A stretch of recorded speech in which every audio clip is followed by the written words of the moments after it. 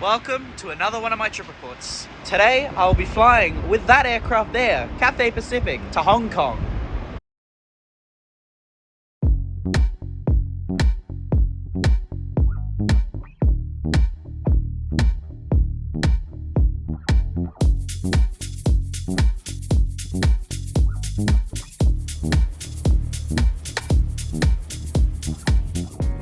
Today's trip report begins at Sydney Kingsford Smith International Airport, atop the car park just behind the Ridges Hotel.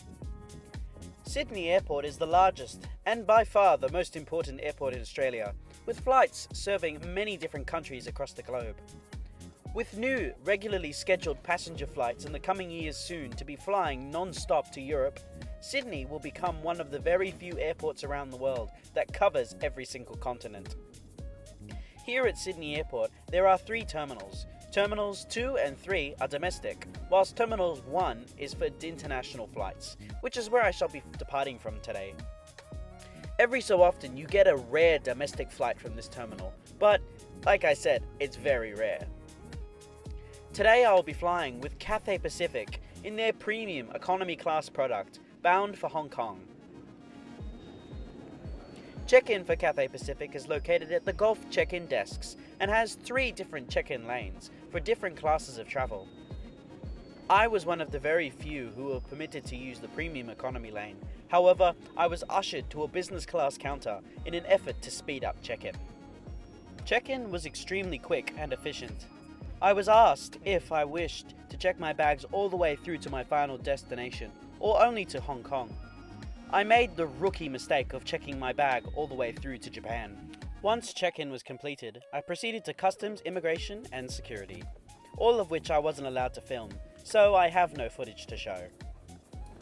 Once cleared security, I officially entered no man's land, and after security is the usual duty-free shopping. As you make your way towards the gates, the setting inside the airport changes from duty-free to restaurants and lounges. As I had priority pass, I went straight away to the house lounge near Pier C. However, at the time it was closed, so I turned around and made my way to the other priority pass lounge, which in Sydney is the Plaza Premium Lounge in Pier B. Plaza Premium can be accessed with several different bank cards, priority pass or booking online. Inside the lounge is fairly small, as this used to be the Amex lounge. There is a small selection of seat choices, including a formal dining area, window views and lounges. There is a small buffet with a different selection of hot and cold food options.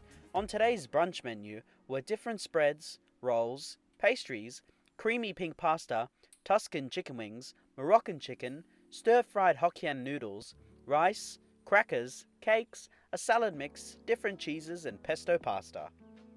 On the other side of the lounge were drinks, including several different soft drinks, juices, a dedicated barista and bartender, as well as self-service tea and coffee stations.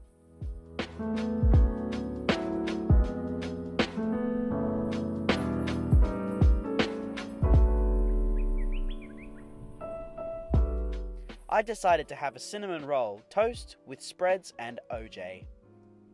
The scroll was fairly dry and was in desperate need of some sort of syrup.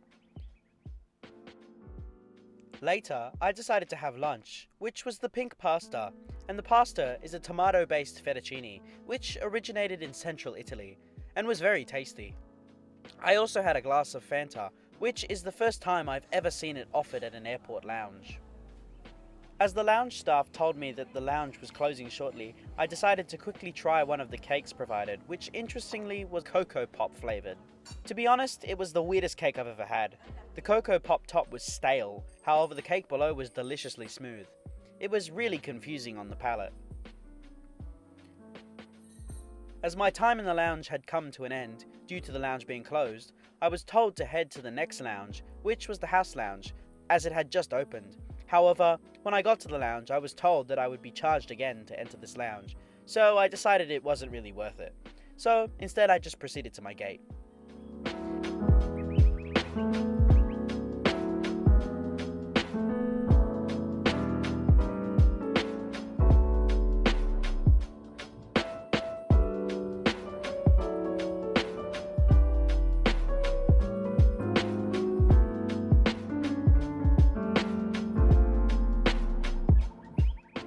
Having arrived at my gate, I got my first proper glimpse at my aircraft, which is a 9-year-old Boeing 777-300ER registered as Bravo Kilo Quebec, India, delivered brand new to Cathay Pacific in September 2013.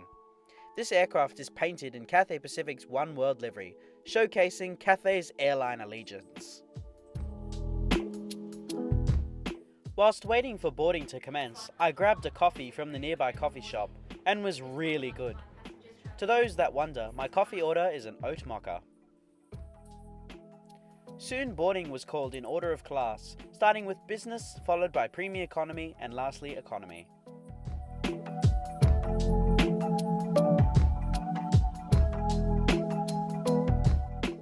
As I stepped on board the aircraft, I was teased as I had to walk through the business class cabin towards my seat. Cathay Pacific's 777s have many different seating configurations. This particular one is in a 4-class configuration, with 6 first-class seats in a 111 configuration, 53 business class seats in a 121 configuration, 34 premium economy seats in a 242 configuration, and 182 economy class seats in a 333 configuration. Interestingly, the first class seats are not sold on this flight. On today's flight, I'll be seating in 34 kilo. The premium economy class seat has 38 inches of pitch and 19.5 inches of width. There is a standard tray table that folds out from the center of the seats and is fairly sturdy. It also folds in half, extends, and has a small cup holder on the folded side. In the center console between the seats, there is a small drinks table that has a cute little extender for extra drinks, and below this is a remote, which we shall get to later. In the seat pocket, you'll find a safety card, magazine, and air sickness bag. You'll also find a pair of noise-cancelling headphones, which were surprisingly good.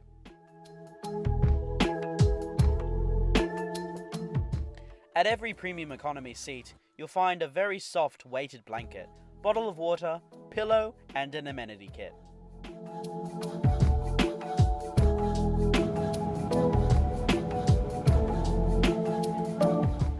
Above are reading lights only. On the right hand side, you'll find 2 buttons that control the recline and footrest. In front, you'll find a USB port and coat hook, which wasn't really necessary. On the side of the seat, you'll find the headphone jack. Whilst the economy class passengers were boarding, premium passengers were handed out hot towels and glasses of sparkling wine or water.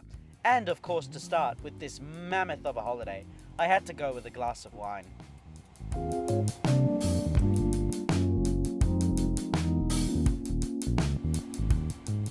We pushed back from gate 10 8 minutes ahead of schedule.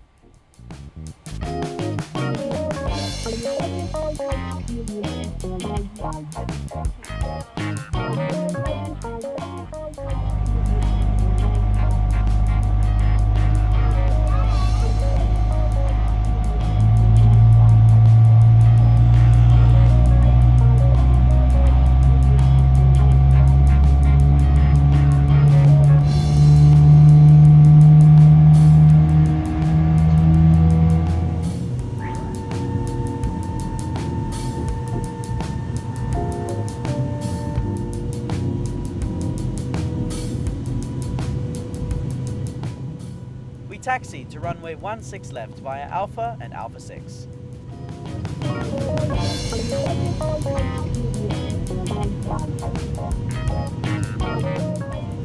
Now please enjoy this takeoff footage.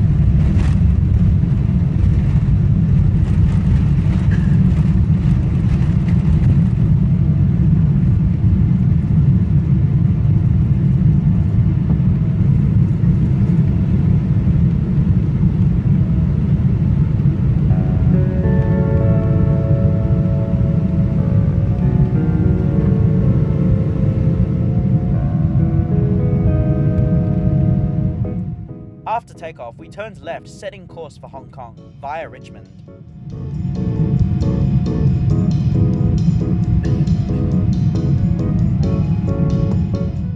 Flight time today is 8 hours and 31 minutes, covering a distance of 4,676 miles or 7,525 kilometers, cruising at flight level 340, 360 and 380.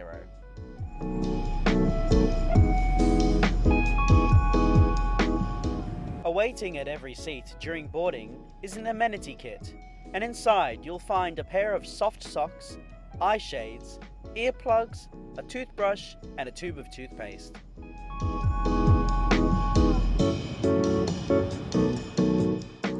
On the back of every seat is a fairly outdated entertainment touchscreen, which features a massive variety of films, TV shows, games, and music to listen to, as well as watch and play. There is also a moving map feature that isn't the best out there, but it'll do.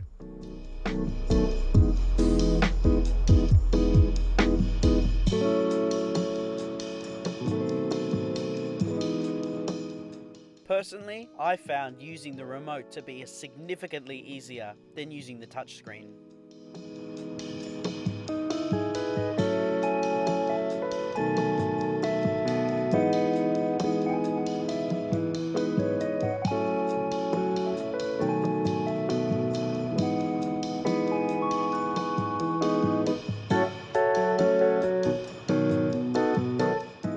Soon we passed by the tiny town of Narrabri in North New South Wales.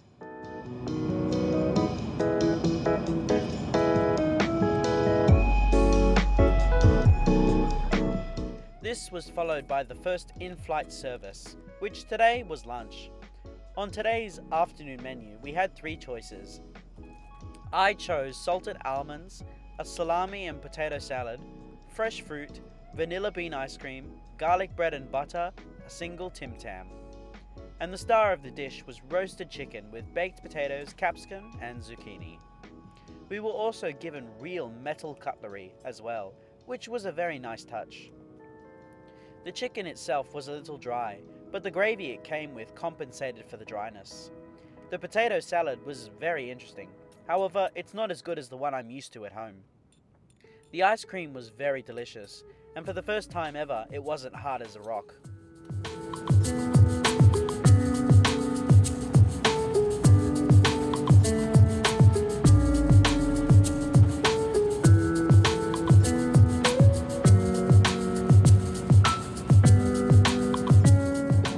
After lunch was cleared away, we left the Australian coastline near Pomporal in far North Queensland.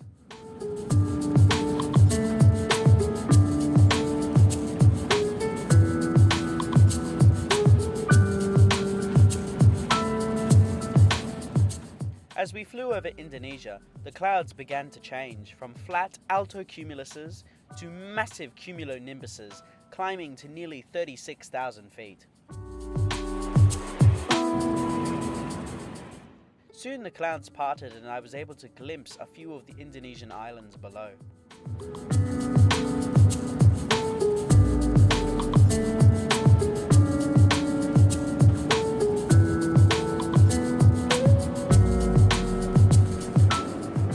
As the sun fell below the horizon, we flew by the northernmost Indonesian islands, south of the Philippines, to which we eventually passed, and down below was the city of Tagum.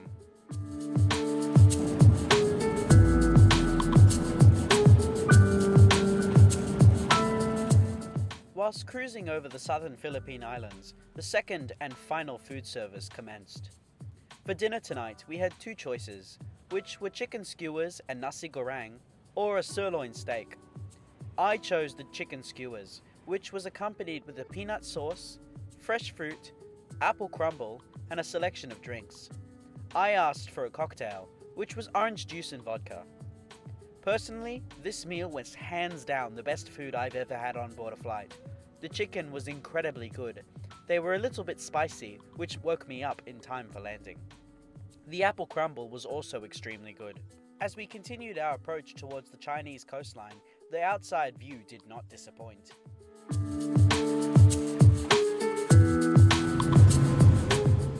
soon we began our descent into Hong Kong.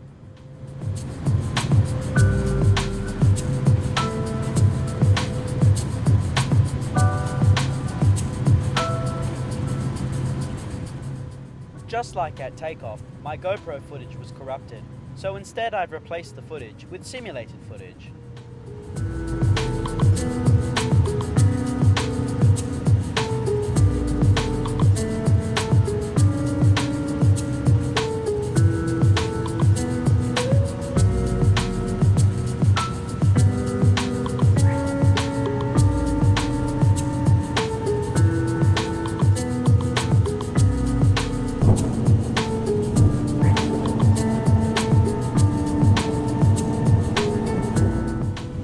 Now please enjoy this simulated landing footage.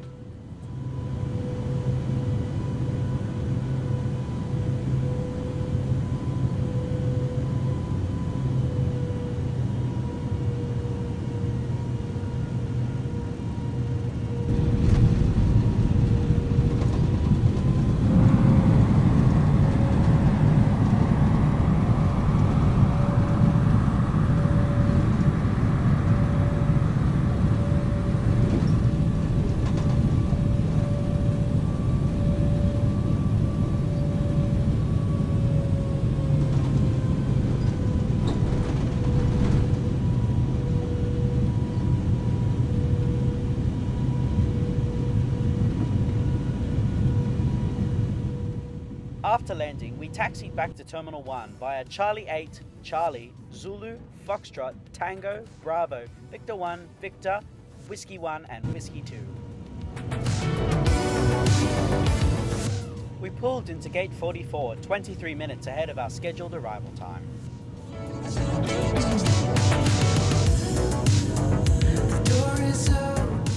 As I stepped off the aircraft, being in disbelief that I was actually back in Hong Kong for the first time in 7 years, I spent a few minutes reflecting on my experience with Cathay Pacific. This was soon replaced by confusion when I was struggling to figure out where I was to go. So, just like the sheep I am, I followed the herd towards the train station, which connects the far gates from the main terminal. From what I've read, the train operates every 10 minutes. Cathay Pacific offers a solid premium economy experience. The seat is excellent and the amenities are very nice. The catering was also extremely good. I came away from this experience feeling satisfied and grateful. However, there are some big pros, but there are also some cons, such as the touchscreen. In my findings, the touchscreen seemed to barely work, and when it did, it would select the wrong choice, or I'd have to press the screen a few times for it to work. My final question I have is Cathay Pacific Premium Economy worth the price?